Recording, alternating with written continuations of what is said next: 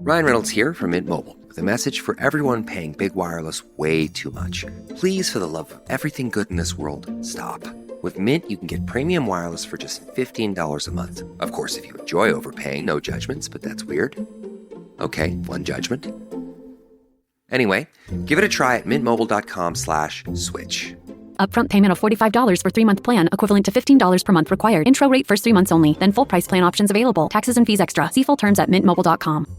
The Stone Zone on the Red Apple Podcast Network. Welcome back in the Stone Zone. We're joined now by William Pulte.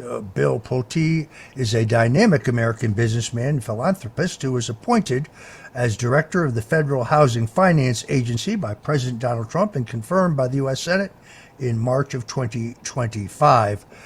He is a successful entrepreneur and businessman. He is the grandson of William J. Pulte, the founder of Pulte Group, one of the nation's largest and best-known home builders. He is a former director of Pulte Homes and the chief executive officer of Pulte Capital Partners before joining the government. And now, I believe Bill Pulte's appointment demonstrates President Donald Trump's pledge to make housing affordable again and to expand the affordable housing across the country. Bill Pulte, welcome to the Stone Zone. Thank you, Roger. Always good talking to you. So we have a little bit of time before we have to go to break, and then we'll have more time to talk about your commitment to President Trump's agenda to make housing more affordable and to extend the housing stock in America. But how did you find things when you were first appointed to the Federal Housing Finance Agency? You have oversight of both Fannie Mae and Freddie Mac, two of the most important engines for financing of homes in America. But I remember you telling me that virtually nobody was showing up for work. Yeah, we had 16,000 people, Roger, if you can believe that, and most all of them were not going to work. And it's crazy to think about it because these are the two largest companies in terms of asset size in the world. Roger, we have, and Americans have, these two companies, Fannie Mae with $4.4 trillion in assets. Can you believe that? And $3.4 trillion at Freddie Mac. These are huge American icons. And until President Trump showed up on the scene, as far as I'm concerned, no other presidents really gave a damn about these two companies. You told me a great story, which I'm going to ask you to repeat. You told a driver to take you to one of their corporate headquarters, and he didn't know where it was because he'd never been there. Yeah, he said, I don't think those exist. I wanted to go to the Fannie Mae office in Virginia and the Freddie Mac office in Virginia, and he said, sir, I don't think we have offices out there. And this is the guy who had been with all of the directors since inception. So, look, it is what it is. What's happened in the past has happened, but now we're in the driver's seat and we're affecting positive change. We've been on the job 8 weeks, and we're moving at lightning speed because President Trump was given a mandate, and we are doing everything we can to fill that out. When we come back, I'm going to ask Bill Pulte about this Truth Social post by President Donald Trump. He said yesterday, I'm giving very serious consideration to bringing Fannie Mae and Freddie Mac public.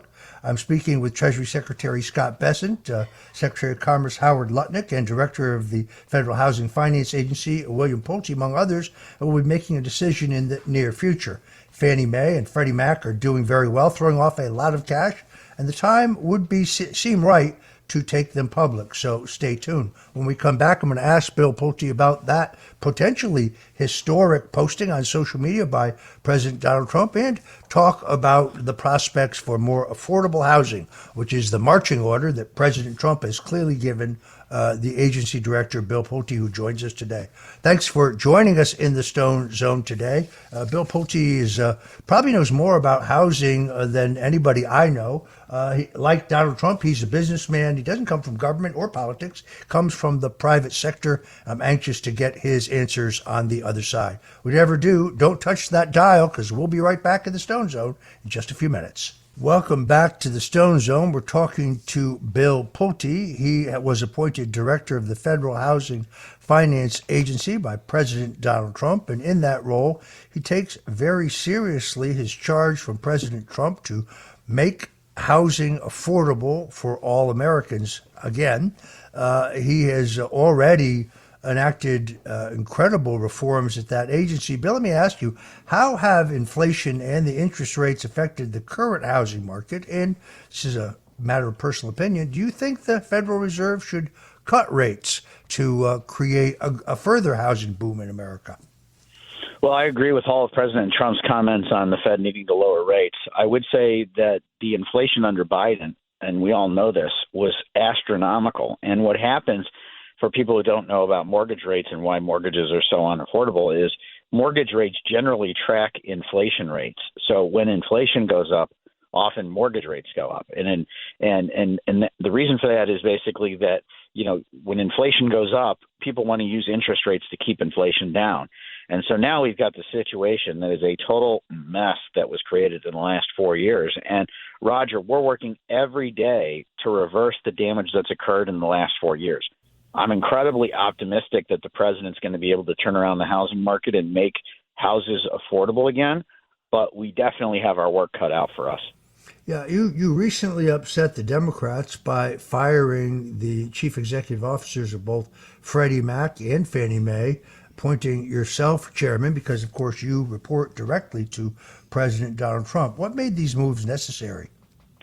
Well, we saw a lot of fraud in the companies, and we frankly were frustrated with some of the poor decisions that were being made. And, like any good manager, when you come in and you don't think that things are being done right, you take what the required action is. And so we went in and we took the action. And I'll tell you, the best thing we ever did was become chairman, because that gives you the ability to actually control things. And when you're responsible for things, you need to be able to control the outcome.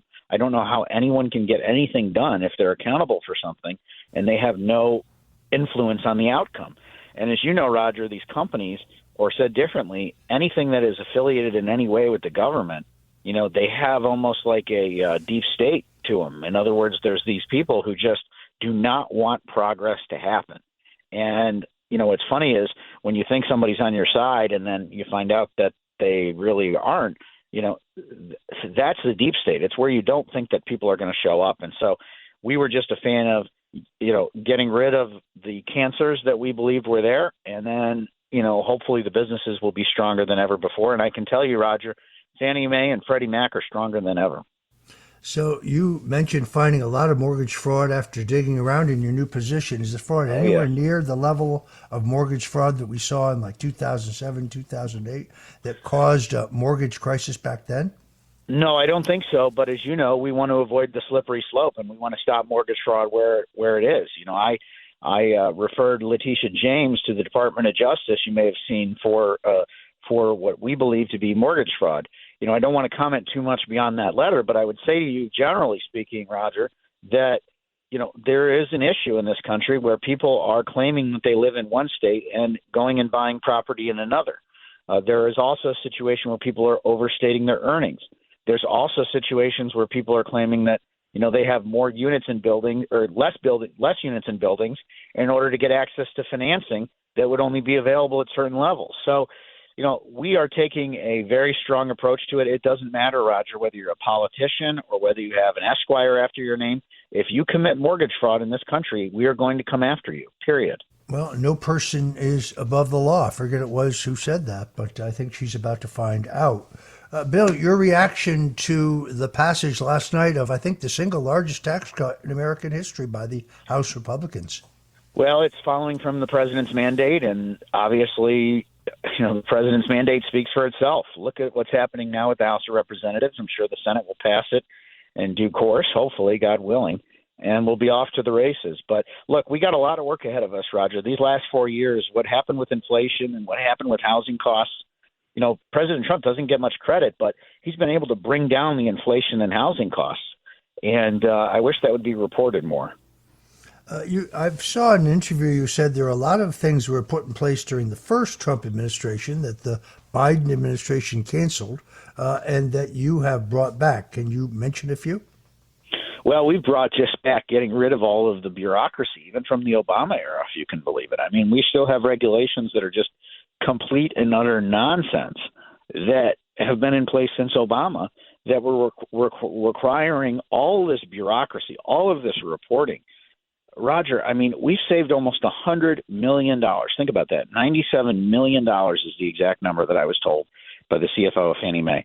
$97 million just by getting rid of useless reporting, useless bureaucracy at Fannie Mae alone. I mean, these numbers are astounding. And by the way, Roger, not a day goes by where I don't get shocked with millions of dollars that we're saving. The Fannie and Freddie now extremely profitable, but nothing compared to what they could be. I want to ask you about this tweet, or I should say, I think it was his first a Truth Social posting. The president said, "I'm giving serious consideration to taking Fannie Mae and Freddie Mac public. I'll be speaking with Treasury Secretary Scott Bessent, Secretary of Commerce Howard Lutnick, and the Director of the Federal Housing Finance Agency, William Pulte, among others, and we'll be making a decision in the near future. Fannie Mae and Freddie Mac are doing very well, throwing off a lot of cash, and the time would seem to be right, so stay tuned." Bill Pulte, what is the case for taking both Fannie Mae and Freddie Mac public? Well, the president puts it better than anyone, and he says point blank, Fannie Mae and Freddie Mac are doing well, and they are. People are back in the office. These things are spitting out cash, and frankly, if we have our way with them, which we will, they will be great American icons once again that have tremendous, tremendous earning power, and that inures to the benefit of the American people. The whole reason that we did what we did with the chairmanship and taking a strong approach to, making sure that there are good outcomes with this situation is exactly to make sure that we can deliver on what President Trump is saying, which is making sure that these businesses are spitting out cash and doing better than ever before. I'll defer to the president in terms of what his truth post will mean. Ultimately, he will be the one making the decision on it. However, in the meantime, my main focus is on making sure that through the chairmanship, but most importantly through the directorship at FHFA, Federal Housing, through President Trump, that we are keeping all of our options open and running these businesses in tip-top shape. And I can tell you, Roger, when you have 16,000 employees and no one showing up at work, they were not in tip-top shape under Biden. They were in the toilet, and we're getting them back. We're getting them back up and running, and we're going to get going again. I noticed one of your critics said this on social media, to give you a chance to respond to it. Somebody said that if Fannie Mae and Freddie Mac were taken public, it would cause the value of housing bonds to crash. Your view? Well, we're extremely sensitive to, and we'll make sure that any study that we do in terms of this whole process and just thinking about it in general has to really be focused on making sure that there's not an upward pressure on mortgage rates. And I'm very focused on it. We're very focused on it. And I think that it's going to be something that's very important to us. So first and foremost, Roger, no matter what happens, is the safety and soundness of the mortgage market. And I can guarantee you we are going to make sure that the mortgage market is safe, sound, and that there are not increased costs, no matter what the outcome is. About a week ago, I think it was, I had Barry Habib, one of the nation's leading experts on both the housing and the mortgage market, a man who's actually credited with saving the mortgage market back in the past when he made a stunning presentation to the Federal Reserve. And he made an excellent case for taking these public.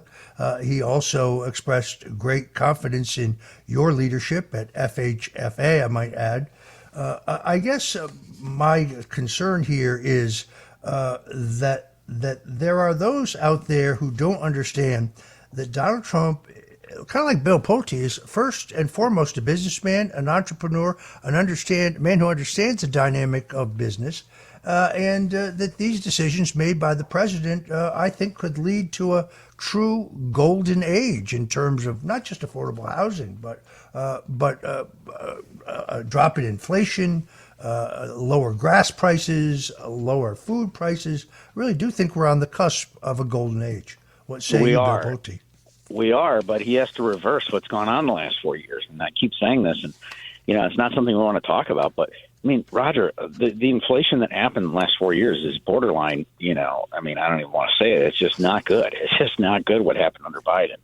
And to your point, President Trump has gotten groceries down, eggs down, and he's gotten oil down. One of the things he doesn't get credit for is home prices. Home prices are not sky high in terms of rate of change quarter over quarter like they were.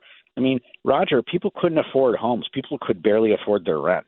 So, yes, we are on the cusp of that, and I'm very positive about the economy under President Trump. But what he's doing right now is nothing short of Herculean to turn around what happened the last 4 years. Yeah, amazing report just the other day, which was something Barry Habib had kind of tipped us to, which is virtually all of the job creation numbers published during the Biden years were bogus. So they would project, a net gain of 60,000 jobs, and it got huge headlines. And then, of course, 3 days later, they would quietly restate that, ratcheting the numbers way down. Of course, the second story never got any coverage. So, I mean, most of the economic information that the Bureau of Labor Statistics was giving us had been cooked for political purposes, cooked to try to affect the 2024 election. I'm not sure what can be done to ensure that the information being put forward by some of these federal agencies, which sadly are still riddled with holdovers, with people who are loyal to the last regime or loyal to the institution rather than committed to the president's pro-growth, pro-opportunity agenda. But I think that it should be a high priority. I agree, and I think that, look, you got a great team, a great economic team, and they're going to get to the bottom of anything, I believe, as it comes up or as it's been done that they believe is untoward. But, in terms of our mortgage fraud, that's really where our focus is on, as you know, and making sure that there is safety and soundness in the mortgage market. So I can't really, help in that area, but I can tell you one thing, Roger, we are laser focused on this mortgage fraud. And as I said earlier, if you are a politician or you are a famous person or you are a lawyer and you think you can get away with mortgage fraud in this country, you are underestimating what we are going to do to get rid of mortgage fraud. You have sweeping powers in that area, and this idea that you are somehow weaponizing the system. I mean, the facts are the facts. This has all been very heavily documented. We had Sam Antar, who is the publisher and editor of WhiteCollarFraud.com, who did the original analysis on this. He shows you the actual documents. So this isn't conjecture. This isn't a projection. This isn't polemics or propaganda. The signed, notarized documents are what they are, and it is very compelling in the question of Attorney General Letitia James. And then she just tells the New York Times, oh, well, yes, I did sign a power of attorney in which I said that I was going to occupy this home in Virginia. It would be my principal residence. But before that, I signed an application that didn't say that. Well, there is no such application. The New York Times just writes that as a fact, but you can look in the records. There is no such notarized application. It is amazing how the media seeks to cover for her. And then, I don't know if you saw this, Bill, but they actually tried to move legislation in the New York State legislature where the taxpayers of New York would pay for her legal defense. Her defense in actions she took not as Attorney General, not in her official capacity as Attorney General, but as a private citizen. Actions that she took that appear to me to constitute a 22-year record of mortgage fraud. And the Democrats want the taxpayers of New York to pay for her legal defense. She hired the lawyer Abby Lowell. He last represented Hunter Biden. He'll sign his name to anything, whether it's true or not, but I can tell you this, he's not cheap. I see no reason why the taxpayers of New York should pay for that. Bill, you don't have to comment on any of that. I don't expect you to. I did see... I appreciate it, and as I said, I can't comment beyond the letter, but just as a general matter as it pertains to mortgage fraud, to your point, we look at housing and mortgages as not political. I mean, we want a strong housing market. We want a strong mortgage market. It doesn't matter whether you're black, white, Republican, Democrat, politician, lawyer, famous person, not famous person. If you commit mortgage fraud, in our view, you are a threat to the market.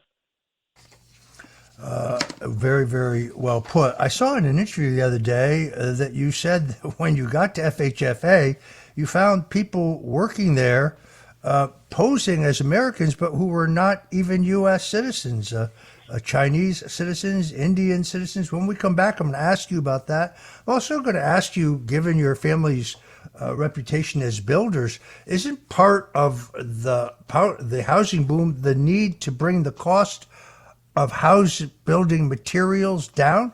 We'll be back with Bill Pulte to answer those questions on the other side. Please, whatever you don't touch that dial, we'll be right back in the Stone Zone in just a minute. And we're back in the Stone Zone for our final segment. We're talking to William Pulte. He was appointed by President Donald Trump as the head of the Federal Housing Finance Agency, FHFA, after a stunningly successful business career. He's an entrepreneur, businessman. Home building is in his blood. His family, of course, is known as one of the premier home building companies in the country. He's also one of the earliest pioneers of online philanthropy, and we're glad to have him. Bill, when it comes to housing, it's not just the availability of mortgages. Don't we have to bring down the cost of home building materials? I mean, roofing materials, bricks, wood, all of the things, cement, all things go into home building. Absolutely. Absolutely. But under Biden, Roger, all these materials went up. They went sky high, and now we're trying to wrestle them and wrestle the ascent back to normal levels. I mean, it was crazy what had gone on. We really have to give credit, Roger, to President Trump, because you look at what has happened to oil prices, which are a leading indicator for some of this. You look at what's happened with groceries. You look at what's happened with eggs. Now we're starting to see it in some of these products, Roger, and that's absolutely critical. Drywall has become more affordable. Lumber has become more affordable. Kitchen and bath countertops have become more affordable. And so these things are very important because, as you said, it takes two to tango. You need the products and you need the mortgages to be affordable. And one without the other, you're going to be in trouble. And thankfully, we have a president, I believe, who understands that. As the chief regulator for federal home loan banks, what have you told the heads of those banks? I told them we got to get rid of climate. We got to get rid of DEI as a result of, what we look for when we go to hire board members. It's crazy that we are focusing on climate and DEI in terms of lending money to people at a local level. We need to focus on lending to banks. We need to focus on lending to businesses. We need to focus on lending to things that create jobs, not this nonsense DEI and climate stuff. So, we're getting back to business, Roger, and that's our mandate, and that's what we told. I oversee, Roger, through that position, through the banking side of things, $1 trillion. $1 trillion is on the balance sheet of these 11 banks. And, we take it very seriously, just like we do the $7.8 trillion in the mortgage market. All right. I want to thank our guest, Bill Pulte. He is, as I say, the director of the Federal Home Finance Agency and the man who's carrying out President Donald Trump's mandate to make housing affordable again and available again.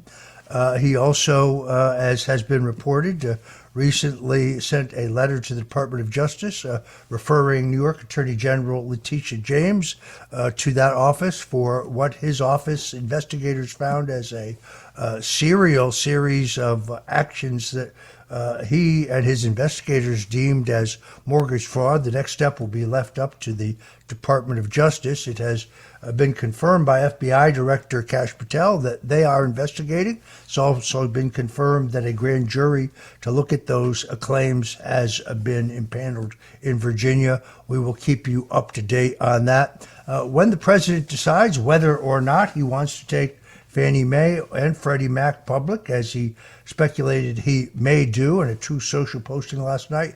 Bill, we'd love you to come back in the Stone Zone and talk to us about the implications of that. So thank you again for joining us. Great talking to you. It's great to have you. For our friends out there listening to the Stone Zone, God bless you and Godspeed. Until tomorrow.